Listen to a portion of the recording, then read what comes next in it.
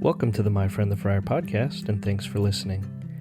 If you like My Friend the Friar and want to support us, please consider subscribing or following us if you haven't already done so. And if you found us on YouTube, then don't forget to click the notification bell when you subscribe so you'll be notified of new episodes when they release. Thanks again, and God bless. Welcome to the podcast. Thanks for joining me and my sick friend the Friar, Father Stephen Sniffly Sanchez, a discalced sniffly priest, Carmelite variety. Good afternoon, Father. Good afternoon. It's that time of the year. Yeah. And you're on the up and up, though. Oh, yeah. Much better. Much better.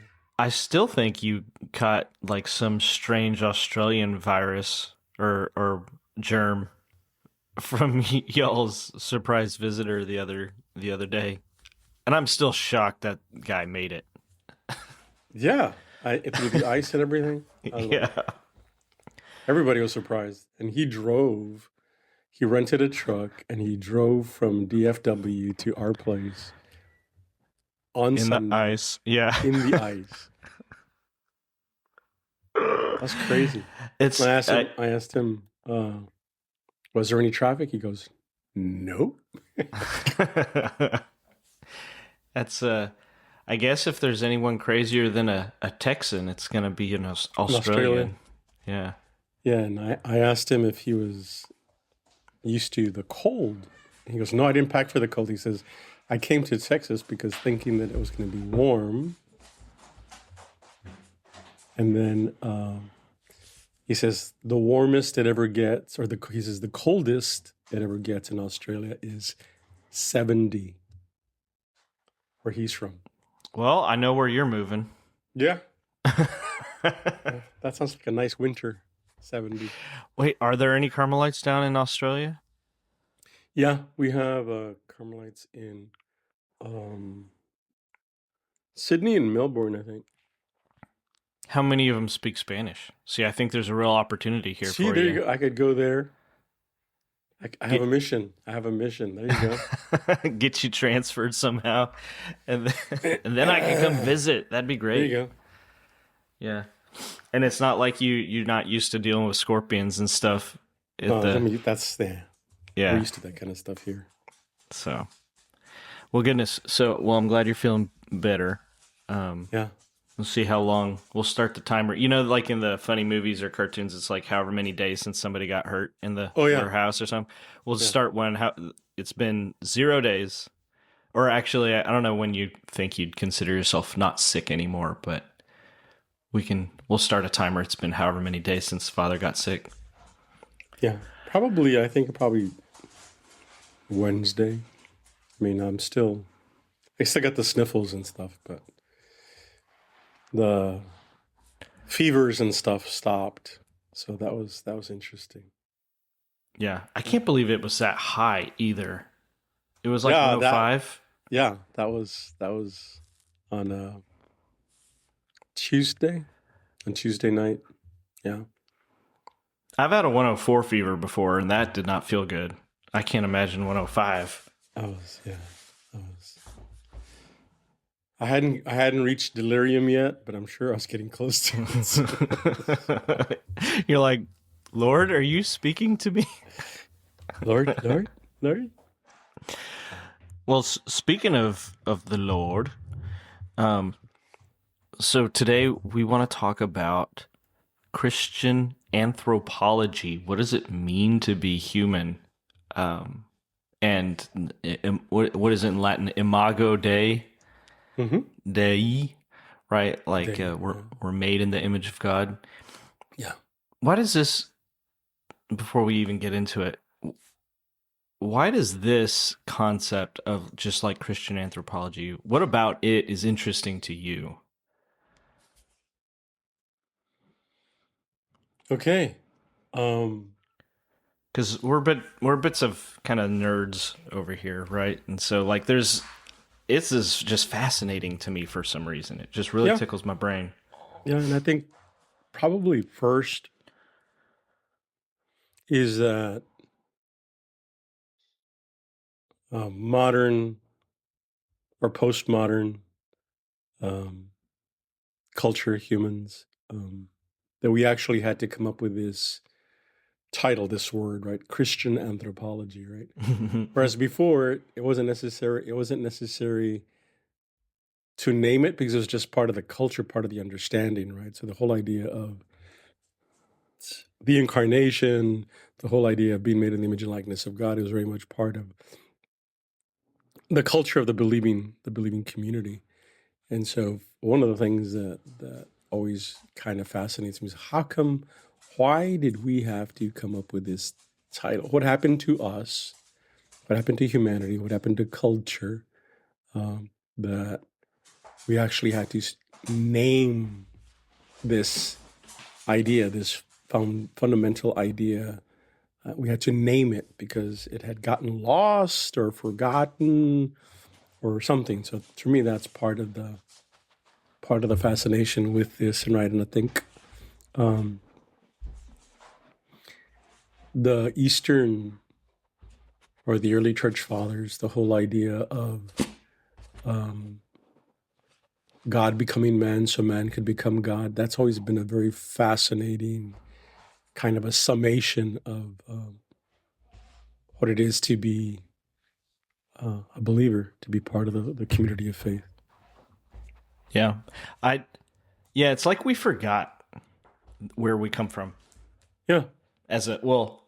Maybe not as Christians. Well, I guess I shouldn't try to speak for all Christians. But, probably shouldn't even try to speak for all Catholics. But the fact that we forget how amazing we are as of a creature. You know what I mean? Yeah, and maybe part of it too is, again, through the whole philosophical development in modern and postmodern humanity, the whole idea of a humanism, a secular humanism, right? A humanism, and then also existential philosophies or philosophers and Christian existentialism. So we actually had to, some of these movements, we had to find a way to still make Christianity or Catholicity a part of that, or a way of bringing it into the culture of belief or how we understand things, right? So, yeah, interesting things. Yeah, it's like as we've become more enlightened, you know what I mean? Like as we're smarter now. Yeah, that now it's like we're as a culture we're moving away from. Well, actually, I kind of want to say we moved away in the past tense from looking at existence a certain way, in that understanding that we had, and I kind of feel like now lately maybe it's there's a bit of a turnaround. Like people are starting to like rediscover, and the Rosie Cotton is driving me bananas because she wants me to come play with her. But you know what I mean? It's like I feel like people are starting to, the pendulum is swinging the other way. You know, I think people are starting to look around and go, yeah, I'm not just a really smart ape, you know, and I'm not just an accident. There's more to this. So, but anyway, here we are, right? So we've got the image, we are made in the image of God, and that leads obviously to like this inherent worth of every person, and the catechism, it's right at the very beginning of the catechism, right? Like the paragraph, like CCC 1702, it's like the divine image is present in every man. And then I always forget the part where, and you always correct me every time I bring it up, or you help me remember in the very beginning, how like we're longing for God, like it's on our hearts or whatever. What's the how does it go? From Augustine? No, in the catechism, like it opens up, right? Like we're looking for God, like we're searching for him, like innately. Yeah, that there is a natural desire in the human heart to be transcendent, to look for the transcendence. So there's something about that in the human person. The human person is naturally a religious being because we're made in the image and likeness of God, and because we are looking for transcendence. Then that is part of who we are, right? And that's part of our being. And so the human person is just naturally looking for this connection to the supernatural, to the transcendent, right? Whichever way a particular culture manifests that, we, of course, would say God has prepared us for the revelation, and so we understand that transcendence that we're looking for is actually God, or the name that we use to name that is the name or the word God, to trying to name that ultimate transcendence, ultimate other. So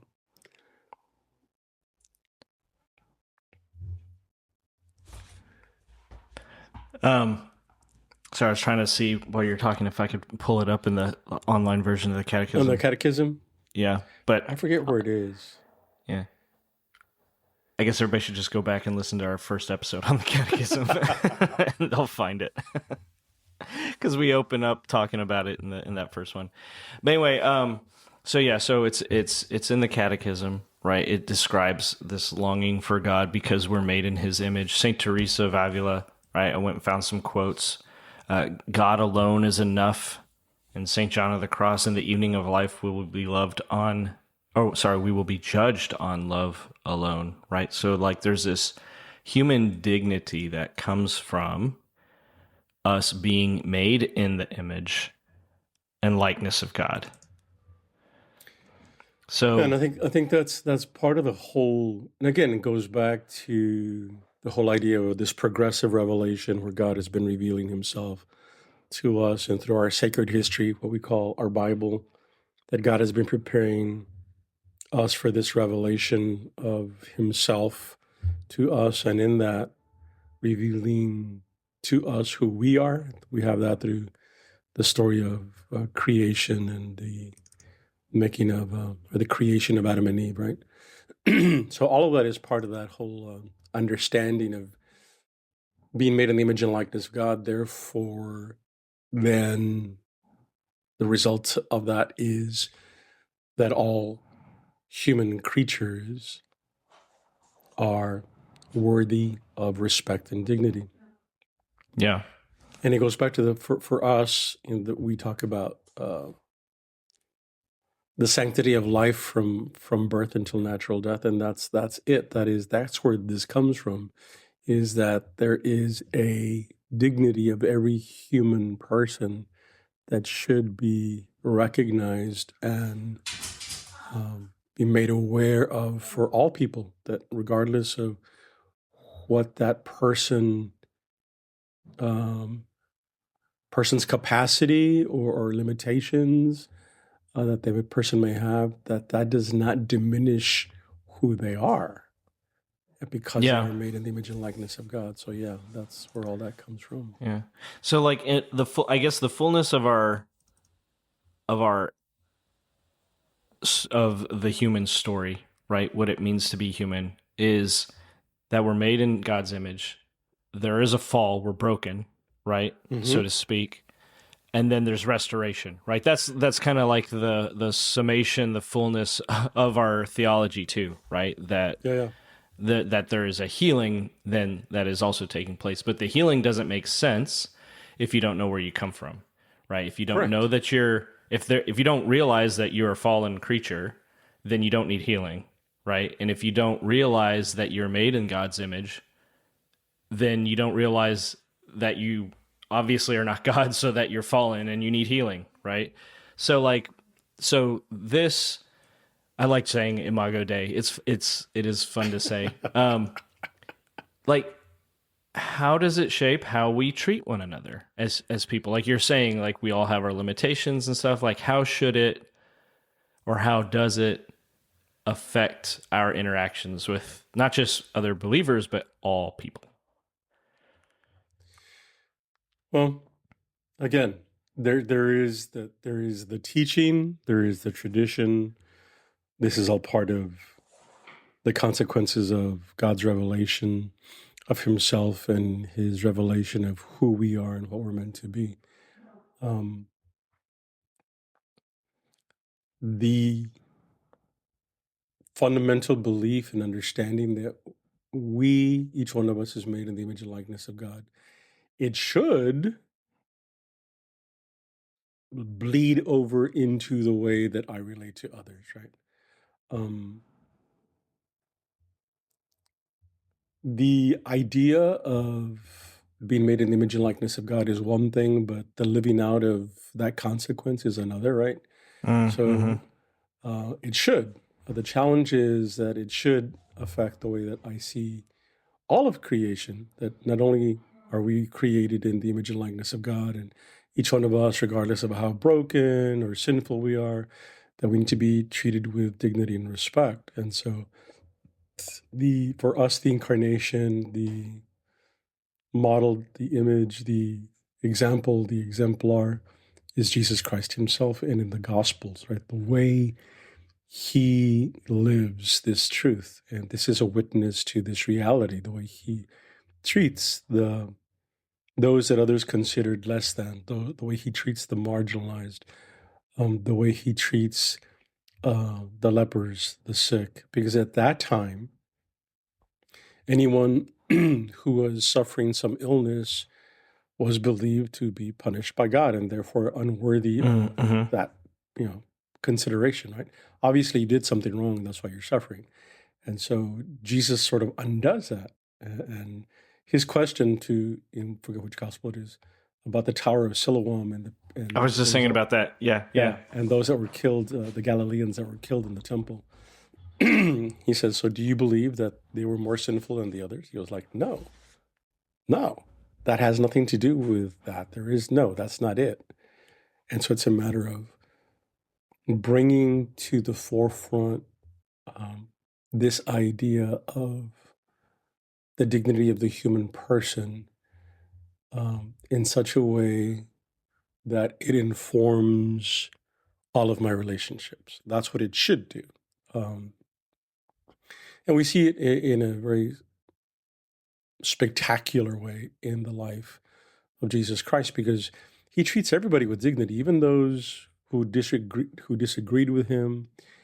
He might get into a catechetical argument with the scribes and the Pharisees, but it's because out of love for them, out of respect for them, that he's trying to get them to understand the true covenantal life, right? So he treated everybody with respect, those that fought with him, those who calumniated him, and even those who murdered him. There is a desire to educate and illuminate their minds and hearts. The fact that in the Passion, we see how he interacts with Pilate. We see how he is silent before the crowd that is condemning him, right? So there's this respect and dignity, not only of himself, but also in his interaction with the rest, even to the point of, excusing his murderers, asking the Father to forgive them because they don't know what they're doing, right? And so this is something then that is not just something that we should look at and wonder at. It's something that we're called to imitate. We're called to try to follow that example. We also have that example in St. Stephen, when Stephen's martyrdom, and also have that example in St. Paul's own treatment by the community of belief after his conversion. His conversion then is rooted in this belief in the dignity of the human person. The reason he was persecuting the church is not because he hated the community, it's because he was really concerned for their health and well-being. And then when he is enlightened, then the community itself then treats him with respect. I mean, obviously cautiously, but they treat him with respect, and they're willing to engage into discussions with him, despite of the fact that he had been a persecutor before. So they treat him with dignity and respect, because this is part of what is essential then to the Christian life is this understanding of the dignity of the human person and of creation, period. Yeah. I think a lot of times people forget, or they lose sight of the fact that, yes, Jesus was God, right? But he was also perfect man. Mm-hmm. So in his humanity is not like supplemented or made better by his godhood, right? His godliness. His humanity is just perfect humanity. Right. So if Jesus could behave or act or think or speak or treat people a certain way, so can we. Right? Now Right. we're not perfect, but we can aspire towards that because it's possible through him. Yeah, and right? so the whole idea that excuse me, that Jesus obviously the incarnate second person of the Trinity, there is no sin, there is no original sin, there's none of that in his humanity, because his humanity is the sacred humanity is in a perfect responder, a perfect listener of God's will. So there's no hesitation when recognizing God's will. There's no hesitation in cooperating with it, because that is what makes us truly human. And it goes back to the whole idea of original justice. And so, yeah, this is true of Jesus Christ, but the fact that we're baptized, and through the grace of baptism, we receive everything that we possibly could need to be able to respond in that way as well. It's just a matter of, are we actuating that grace? Are we cooperating with the grace to be this new creature that I'm called to be, and to live as Jesus Christ lived, to love as Jesus Christ loved, to be as compassionate as Jesus Christ is compassionate, and to speak the truth as Jesus Christ spoke the truth. Yeah.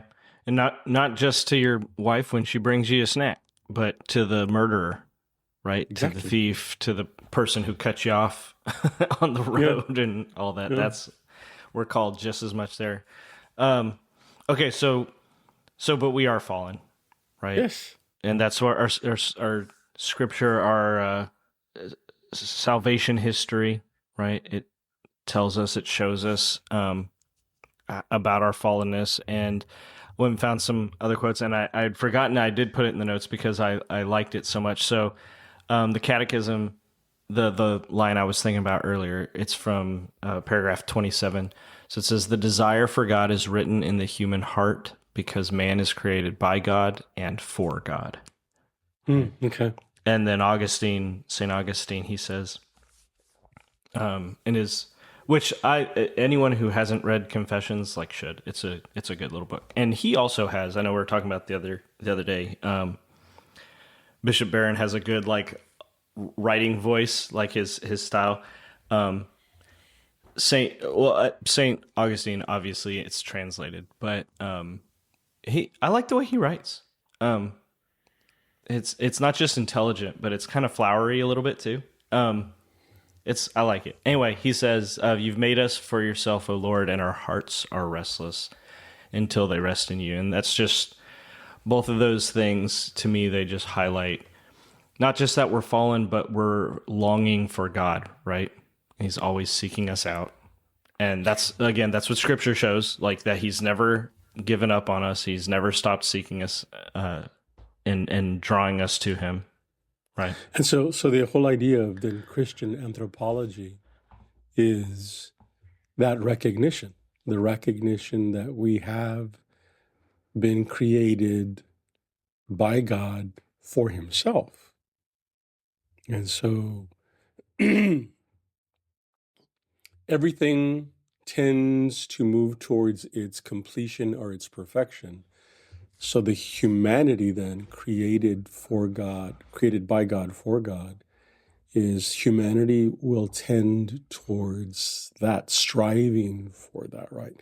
The difference between the rest of creation and ourselves is the rest of creation doesn't have free will.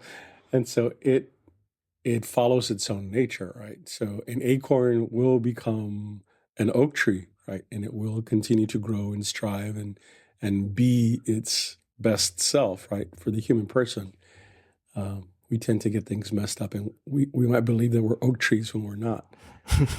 Yeah. And so this is the whole idea then, is that Christian anthropology is catechizing, teaching, educating, illuminating the human mind to this truth. This is what you created for. You were created to share in the divinity of God himself, because that is his intention from the very beginning for you, right? So this is part of that idea of Imago Dei, is this is what we're called to. Yeah.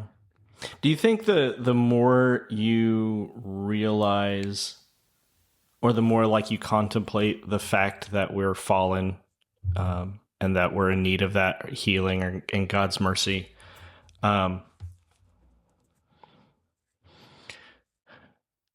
how does it deepen our understanding? Right? Like the more you contemplate it, because I don't think it's something that's just a trivial footnote. Like it just moves you to the next point. I think there's something that you can really, there's something good from spending time contemplating that. I think, because it's like we need it, and so it's like the more you think about it, the more you realize you need it. I think the mercy, you mean? Yeah. Yeah, I think the more time you spend reflecting on the consequences of that Imago Dei, is, if this is true, then, and this is true, we were made for him, then that means that we have the capacity for that. And I think the more you think about your capacity, that we're made to share in the divinity, that therefore that means that I am made capable of living and being in that state of what we call sanctity, wholeness, integration, whatever you want to call it. Excuse me. That there's something there about not just the fascination with that, that's what we're called to, but also the fact that we are so broken, so fallen, and that God in his infinite love and mercy takes all this into consideration and continues to call us out of our brokenness and woundedness, out of our fallenness, into a deeper and wholer, more integrated relationship with him. And so then this leads us into the whole question of God's mercy, that this is who he is. This is part of God is love, and part of love is this understanding of mercy, of relationship, of understanding, compassion, and empathy, right? You said earlier, God became man so that man might become God. How does God's grace, or how should is maybe always the way we should say it. How should God's grace transform our daily relationships? Well, I think first, let me start with this whole idea of mercy and relationship with God, because then that leads into this whole idea of baptismal grace and daily living out of that grace. The compassion, the empathy, the loving response of God that we have in our salvation history story of the creation and the fall. We see that God treats Adam and Eve with great love and great respect after the fall, and speaks volumes about this. This spirituality is very much part of what we call the Old Testament, this whole idea of compassion, understanding. One of my favorite titles for God in the Old Testament is long suffering. I mean, which is just another way of saying very, very, very patient. So even though Adam and Eve have to suffer the consequences of their choices by bracketing God and making themselves owners of the garden instead of the stewards of the garden, but God doesn't turn his back on them. He doesn't give up on them. Instead, he clothes them. He makes clothes for them. Mm-hmm. And then he promises them a future restorer, right? And so this whole idea of mercy then is something that should be very much part of our understanding of what I am called not just to receive, but to live in and to share and to make part of my own worldview. So the idea of mercy then comes from this Jewish word hesed, which we translate as mercy, but it has a lot of connotations. The connotations of hesed is that I belong to this patriarch, I belong to this tribe, and the head of this tribe, this patriarch, extends to me his protection from others, from other nomads, right, from other bandits and stuff. So the whole idea of I am under the protection of this patriarch, this tribal head. But I also have an obligation to live up to this honor that has been given to me, right? This hesed, this mercy that has been given to me. So I have an obligation to honor that. And how do I honor that? I honor that by treating others with the same respect and compassion, empathy, protection, mercy, right? So how does this transform our daily relationship? So then being baptized into Jesus Christ, that means then we have become God's children. We are truly God's sons and daughters. It's not just a title, it's a reality, an ontological change in us. We have changed our way of being through the grace of baptism. And so I am now this new creature. So with this new way of being, we're also given the means through which we are to live this new life, when we call that grace. It is the supernatural assistance of the Holy Spirit that not only makes us God's children through Christ, but also gives us the tools necessary to live this new life that we are called to be. I am called to be son, to be daughter, which means then I'm called to live that in the way I relate to others, the way I treat others, the way I perceive others. And that's where I think a lot of the coherence has to come in, or the challenge comes in can I treat others that way that do not think like me, do not have my same skin color, don't have my same eye color, don't have my same social or economic standing, I don't have my same social skills. Can I still treat them with dignity, right?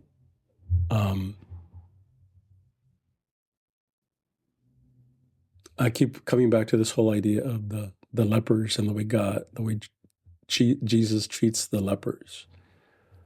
And at the time, it would be, I don't think we truly understand the social pariah that lepers are. I mean, they're unclean, untouchable. They're all these things. They are God's punishment and condemnation and damnation, made flesh, right? And these totally opposite of what it would be to be a pious Orthodox believer. And yet Jesus gives them so much time and attention and respect and love and a listening ear. Right?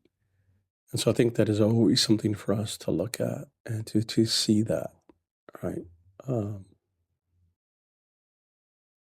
yeah, I mean, I think that there's always that challenge.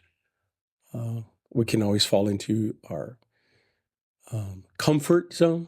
We can become complacent in our mercy, right? In our understanding of what it means to be a believer. And I think this is where the big challenge is. And it continues to be, and it will be until the Lord comes in glory. Yeah. Yeah, and it's not like he had, latex gloves on and Right. face mask to keep from getting germs and stuff when he Right. was Right. going and spending time with them. He was very much the way God entered into our reality and into our Yeah. filth and brokenness. Yeah. Yeah. Something when you were speaking about the tribesman part, for some reason it made me think about Israel's longing for a Messiah kind of thing. Mm-hmm. And then that in my brain tied all the way back to Advent, kind of the inceptionness of it, where it's like, thinking, do we long for Jesus now and in the future, and Right. all the different layers to it. And I think kind of when you think about our humanness, our anthropology, right, our nature, I think you can't help but kind of be put into one of those kind of Advent sort of mindsets, Mm-hmm. right? I need healing. I am healed. I will be healed. Mm-hmm. Kind of all layered together, Yes. kind of Yes. thing. Does Christian anthropology shape how we be church, how we worship, or is that kind of too much of a stretch? Because I think No, not at all. because Not at God all. gave us worship, like He said, this is how you're to do this, so it's part of our salvation history, and so to me, they seem connected. Yeah. And so going back a little bit to the teachings of the Second Vatican Council Fathers, one of the things that they were trying to get across, if people would only read their documents, please read the documents. All together in context of one another, Context of not one separately. another. Yeah. Yes, all 16 documents. As God reveals himself, man being the naturally religious being that man is, or humanity is, that response to God's revelation is called liturgy. And we respond, whether it's Abel's sacrifice in the field or whatever it might be, right? So there's a response to that, right? So this whole understanding of anthropos, the man, anthropology, the study of man, or the understanding of who we are as humanity, as human beings, right? Does it shape how we worship or how we be church? Yes, because that is foundational to worship and church. So Christian anthropology, or the understanding of the human person in the light of the revelation of Christ, is how we are to understand the self as well as the being of the other. So in our worship, in our liturgy, in our prayer, in our relationship with God, we are called to be one. And Paul uses this whole idea of one body, many members of the one body. Christ is the head. We are the body. He tries very hard to try to explain this. And John in his gospel talks about, this mutuality, right? So I want them to be in me the way I am in you and you are in me and they be in us and we be in them. This whole idea there's a very profound understanding of oneness and solidarity that we don't have words to express that, right? But this is the foundation of our worship and our call to be church. Yeah. And he ties that to how people will come to know him. Yes. Or believe in him. Like, this is how foundational it is that he ties it all together. Yeah. Yes. And so this understanding that we are family, that what's most important is my family of faith up above and beyond my family by blood, right? And there's a lot of people that have a hard time with that, but just read the gospel. So this understanding of the family that I belong to should be part of my foundational way of coming to God, because it is the understanding of community of faith, right? So all of us, church triumphant, church militant, church suffering, and those are old terminology because we don't have any new way of speaking of that all, right? The church in space and time, the church that is in glory, and the church that is suffering purgation, right? All of us, we are one. We are one being, one body in Christ who is our head. And I think there's very little consciousness of that. We don't think about that as much as we should, because that is this whole understanding of what it is to be community and to be in communion. So the apostles and the early church fathers, they didn't have an expression of Christian anthropology because it was a foundational understanding of the being of the church, the fact that God calls each one of us to become part of his people, right? So he calls us into community, into this community of new creatures that are called to live this Christian way of life. So he wants then to share himself with me.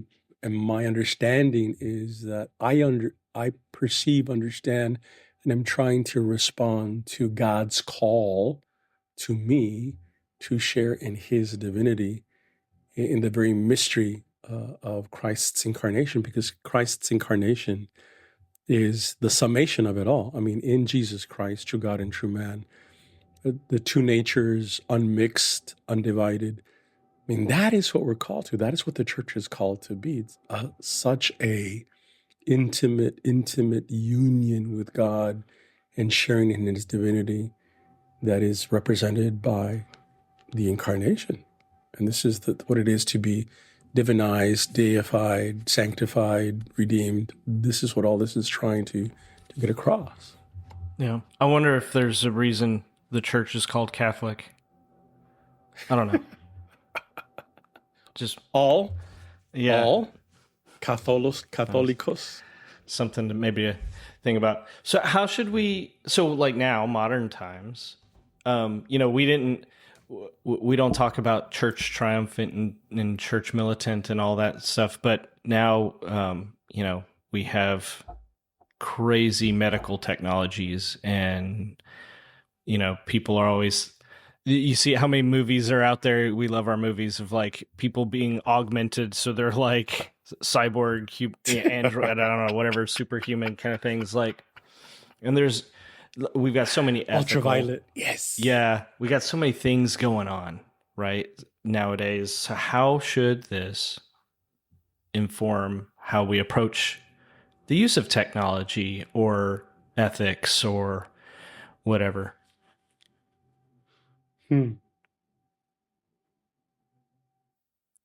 Because I just don't want it to end up like it is in the movies, because it never works out. You know what I mean? No, and that's the moral of all those stories, is that it never will work out, whether whether directors and writers of movies actually understand that. That's another thing. But that the whole purpose is that we're called to share in God's divinity, not to be gods. I'm not called to be God. I'm called to share in God's divinity. So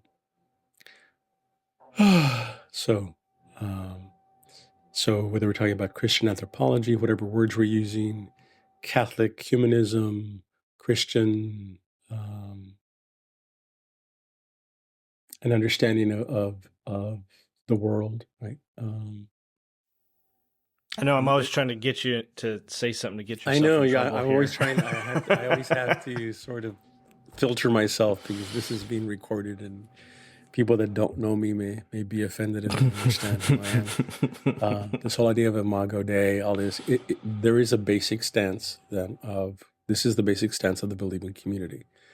So if this is the basic stance of the believing community, how are we to approach technology, ethics, and creation? So this is the foundational stance that the council documents of the Second Vatican Council are trying to educate us about. So the creative intelligence and power of the human person is meant to take charge of creation, but as stewards, not as owners, not as exploiters, right? And so Adam failed in his stewardship of creation because of his disobedience. He failed in his stewardship.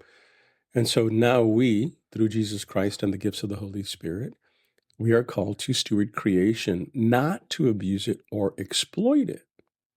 We are called to steward the human family, not abuse or exploit it, or members of the human family, or members of ethnicities, or whatever it might be, that we're called to stewardship, right? And this is the beautiful part of the humanism, whether it's secular humanism or Catholic Christian humanism, that there is a desire for the betterment of all persons. And that's a beautiful thing, right? So that's something that we should always encourage. Now, we should ask ourselves then about the consequences of our discoveries and advancements, right? Do we spend time considering this, reflecting on this, right? So the fact that the human person is capable of splitting the atom, it is a wonder. It is something awe-inspiring. But did we pause to consider the abuse of this technology, this capacity? Did we, knowing the concupiscence of humanity, our fallenness, our brokenness, and our tendency towards abuse, did we put in place the necessary guardrails to prevent abuse? Right? For example, the internet. The internet is a great invention idea, right? This is wonderful. But did we stop to consider the addictive nature? Yeah. Cell phones, same kind of thing. Yeah. Did we stop to consider the wide-ranging abuse of this invention? The possibility now of the internet, the possibility of passing off lies as truths. And now with AI, right, to be able to fake, to have an image of each one of us that looks like us and talks like us, saying things that we would never say, and passing it off as truth, right? The whole possibilities now of the whole understanding and idea of the dark web, all these things should have been thought out carefully. I'm not saying that we should live in a police state. There should be a police state attitude.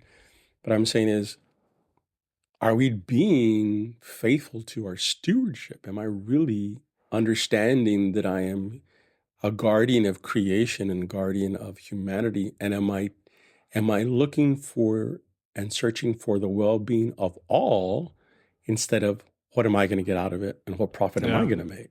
What is my quarterly profit, right? But, is there a real discussion of these possibilities? And in today's culture, obviously, no. And allowing the community at large to contribute to the discussion. We don't want to. The culture right now is, no, I don't want anybody to disagree with me. I don't want anybody to make me think.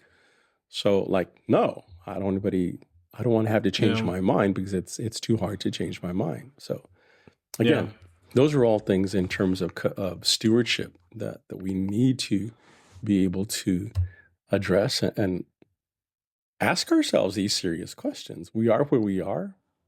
Why? Because this is where we've allowed ourselves to be. Yeah. It's like Ian Malcolm in Jurassic Park, and the line where he's like, you guys are so busy trying to figure out if you could, you never stop to ask yourselves if you should. Right.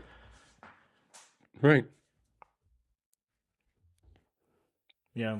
And that, I think that's a good, this concept of stewardship is a good thing to reflect on because it removes the kind of flawed thought of ownership and it shifts it to responsibility, right? Because you can be responsible for something you own, but you're only doing it because you own it. Look at the you should invite Betty in here, but maybe not. The Steward of Gondor. Yeah. She loves the Lord of the Rings. That whole image of someone who is under the title of steward, but actually is acting as if they were the king, as if they were the owner. Yeah, you're supposed to be taking care of this thing. Instead, you've made it yours. Yeah. Yeah, and so I think there's something definitely there to think about, because it's part of our human nature is to steward God's creation, right? He says, like, subject it, or you have dominion over it, right? Like, go, not own it, but like steward it, all of reality. Yeah. Yeah. It's very interesting. Very interesting. So how could we, kind of this understanding on who we are, how could we, or how should we try to reflect on this? I would say examine ourselves in our relationships. Examine ourselves in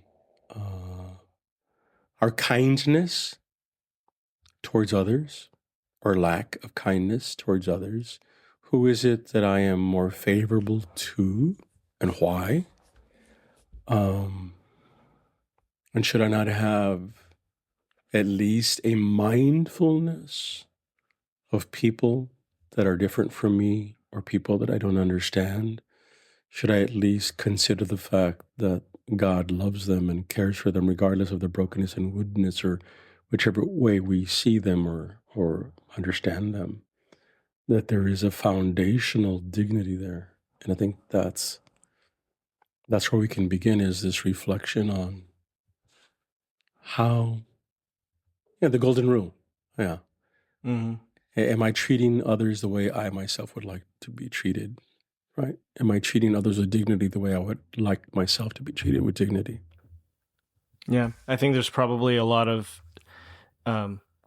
sins and virtues that kind of swirl around this concept too of our human nature. Well, I guess really technically all of them, I guess, if you really thinking about it, like our sins is when we've missed that mark and we're not living up to our what we're created to be. Yeah, our potential. And our virtues are when we are.